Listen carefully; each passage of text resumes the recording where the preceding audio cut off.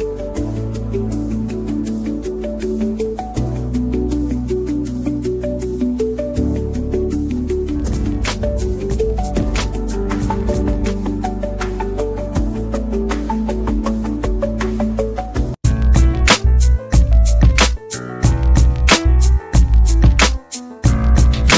rocking with the best, debates get hot, boy. I am so many fresh.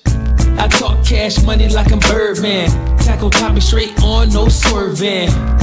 All facts is what I'm serving. No one's better or more deserving than me. I bring that heat like Miami on a whole nother level like a Otani. I prove points by helping you visualize, using data that's analyzed by eagle eyes. Get your mind right and act like you know. You are now tuned into the Real Untouchable podcast.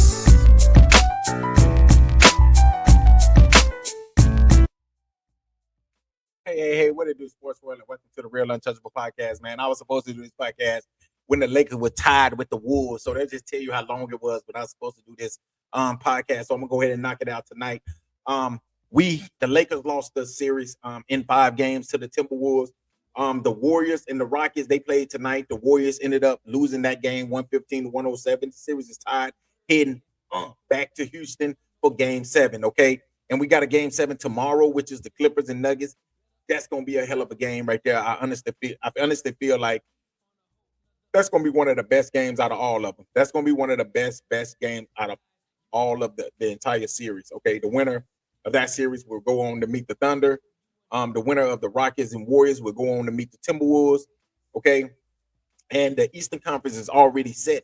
We got the Pacers against the Cavaliers, and we got the Knicks versus Celtics. So I'll come on next week to talk about the Eastern Conference game, but I want to talk about these 2 games that's going into game 7. I'm going to go with, I think that the Denver Nuggets will find a way to get a win tomorrow night against the LA Clippers.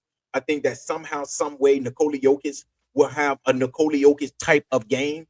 I think he's going to dominate. I think he's going to show them why he's the best big man in the game right now. So I think that the Denver Nuggets will somehow, some way eliminate the other LA team and send them packing back to LA. And that's why I think that the Denver Nuggets will win tomorrow's game. And as the Golden State Warriors head out to Houston to face those young Rockets, I got a feeling that the Rockets is going to pull this off, okay? And this right here would be the second time in Steph Curry's career where he's had a 3-2 lead and he pretty much bummed it and come back and let the team come back and win the series, okay? That's enough right there to pretty much knock you off around Mount Rushmore right there. So I think that the Golden State Warriors will go down to Houston, and I think the Houston Rockets will somehow, some way, those young guns is going to figure out a way how to get shots to moving. They're going to get shots to fall, and I'm picking them to win at in Houston on Sunday. Okay, but I want to talk about the LA Lakers game. As y'all know, the LA Lakers lost a few days ago. It was actually Wednesday. They ended up losing to the Minnesota Timberwolves in 5 games, 103-96. Man, like I said, LeBron James, he had 22 points. Austin Reeves didn't play good at all. Austin Reeves was pretty much 5 for 14, 2 for 10 from 3, only 12 points. Luka Doncic had 28 points, but he was just terrible on the defensive side of the ball. I kind of understand, man. I hate when people be talking about thinking that a player can go out here and score 28, 38, 48 points, and also they're supposed to shut down their player that they're guarding and think that they're going to contain them as well. Like, that's just not realistic. But I'm going to talk about the stats first with the LA Lakers, and then I'm going to break down what I think the Lakers need to do for next season. As the Minnesota Timberwolves moves on, this right here is a really good team. I really think that they are a really, really, really good team. But Rui Hachimura had 23 points. He had a hell of a game. He had a pretty good series. But the Lakers only got 4 fucking points from their bench, okay? And I blame a lot of this right here on JJ Redick. I hate to do it, but I blame this on the coach because I think he was out coaching a lot of these games. I think that playing LeBron James 24 minutes, pretty much an entire second half in game 3 was actually game 4 was a terrible, terrible, terrible mistake. I don't think you play a 40-year-old all those minutes because knowing that you have to get ready for another game, You got to find something off the bench. Okay. Gabe Vincent give you nothing. He gave you 0 points. He was over 2, playing 26 minutes. Vanderbilt, he had 2 points, 3 fouls, 7 rebounds, 3 assists. But you have to find something off the bench. Okay. I don't care if you have to throw Dalton Connect in, let him try to get a couple threes and see can he get something going. You have to do something. You got to find some type of offense. Okay. You got a 40-year-old in LeBron who played another 40 minutes after playing almost a full game, 46 minutes, I think, the last game. I just don't think you can do that. I don't think you can let a 40-year-old play an entire game like that. And like I said, this team right here lost all of these games in the fourth quarter. The Lakers lost all of these games in the fourth quarter. All these games, I feel like, was fatigue and bad coaching. Okay, bad coaching and fatigue. But Anthony Edwards, he didn't have a good game, but Ant had he had a pretty good series. Even though he was 5 for 19, he was 0 for 11 from 3. But he had 15 points. But Rudy Gobert, 27 points, 24 rebounds, 12 for 15. And he just dominated the game. Him and Julius Randle dominated, man. And that's right there why the Lakers ended up losing this game, ultimately ended up losing this series. Now, the Lakers series is over with. For people people going to sit here and they're going to talk bad about Luka Doncic. They're going to say that the Lakers would have won if they had Anthony Davis. First of all, I don't think the Lakers would have won if they had Anthony Davis because I think Anthony Davis would have at least missed 2 games. I think 2 games of injury. I'm being nice by saying 2 damn games. I think that he still missed 2 games. So I don't think that nothing could have won them this series.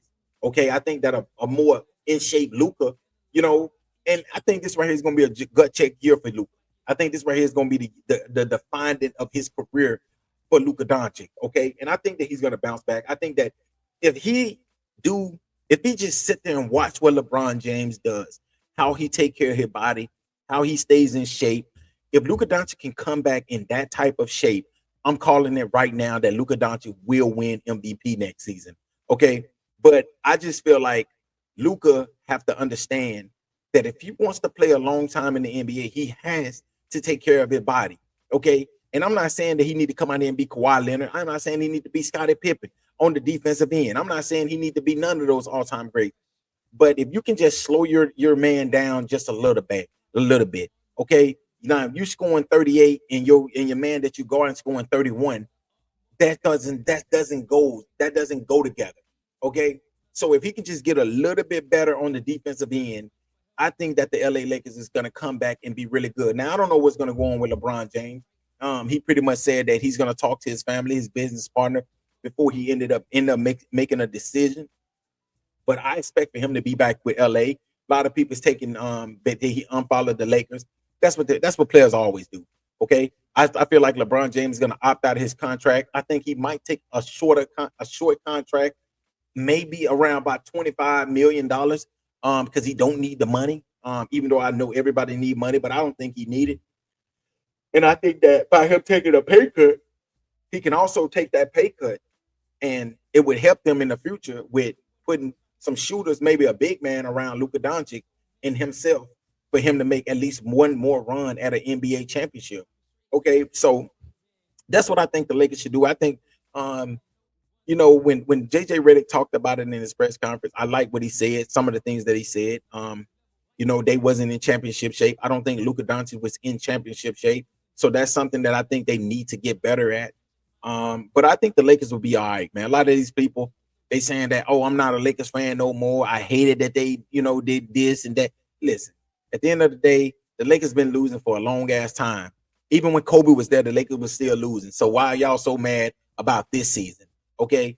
And then also they traded for Luka in like February. So we can't expect for a player to come to a new team and automatically go straight to an NBA championship. Think about it. It took the Lakers. It took Miami at least a season before they won their first championship. Okay. So it's going to take some time for Luka, even though him and LeBron meshed pretty fast, but it's going to take time, and we all knew this. But I do think that Luka Doncic needs to get in. I think that Luka needs to get in some shape, some type of shape. And I just want to say this, man, to Luka Doncic, man. Luka Doncic is a hell of a player, a hell of a player. I've been sitting back all day watching all the people bash this man, talk down on this man. I'm talking about for the last 2 days, I've been watching everybody bash this man's name. He can't guard a chair. He can't do this. Oh, Nico Harris don't seem like he's too dumb now. The Dallas Mavericks, it was right to get rid of Luka Doncic. I seen Skip Bayless call him double chin today. Luka Doncic. Look, I'm gonna say this right here. If this right here doesn't motivate you, nothing can motivate you.